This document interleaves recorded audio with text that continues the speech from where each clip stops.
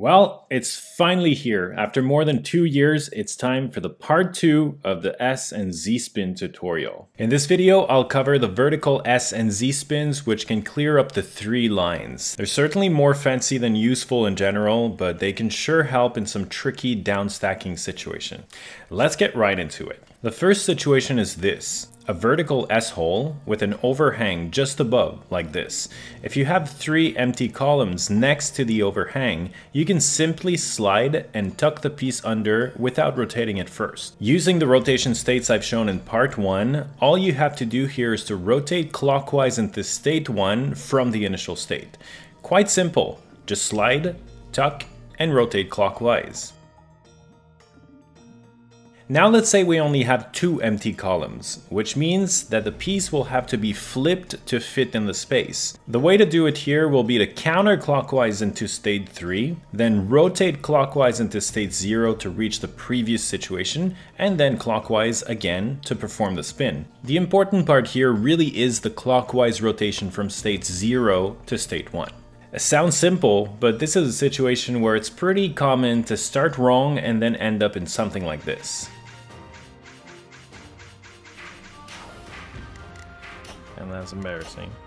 Now, this is a weird one, but it's also possible to do those spins with a single block under the front of the S piece. The block has to be 1 block to the right of the hole, and then you just have to rotate counterclockwise, and it works.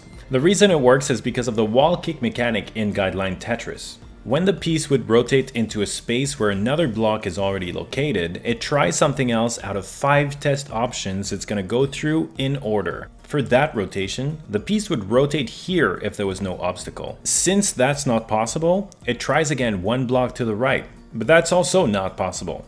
The third attempt will be 1 block to the right and 1 block up. And this is not possible because of that one important block in the setup.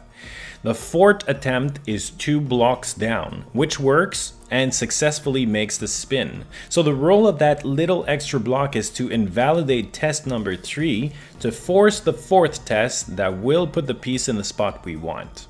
Obviously, while playing, you don't think of the wall kick table. You memorize how the setup should look like and which way to rotate the piece. But since this one spin looks so odd, I just thought it was interesting to see how it worked behind the scene. This works too, for example, for the same reason. This is the same explanation why in situations where your S or Z piece lands on a flat stack with a block under its front part and you try to rotate it in a certain direction, it just locks there and doesn't move. This is because all of the 5 tests from the wall kick table don't work. All of them are trying to rotate the piece either in that 1 block that sticks out or into the rest of the stack. The solution to that is to quickly remember to rotate S pieces clockwise and Z pieces counterclockwise in situations like that. Now, just like I've demonstrated in part 1, the equivalent Z spins work the same way. But with the mirrored setups and rotations, a counterclockwise rotation with the simple overhang, a clockwise then double counterclockwise rotation with a tight overhang, and a clockwise rotation with that strange wall kick. If you didn't know or never pinned down any of these spins, I suggest to start with one in particular at first, and then try another once you get more comfortable. In Puyo Puyo Tetris, the Big Bang mode includes some of these as well as many other spins, so it's a great place to practice.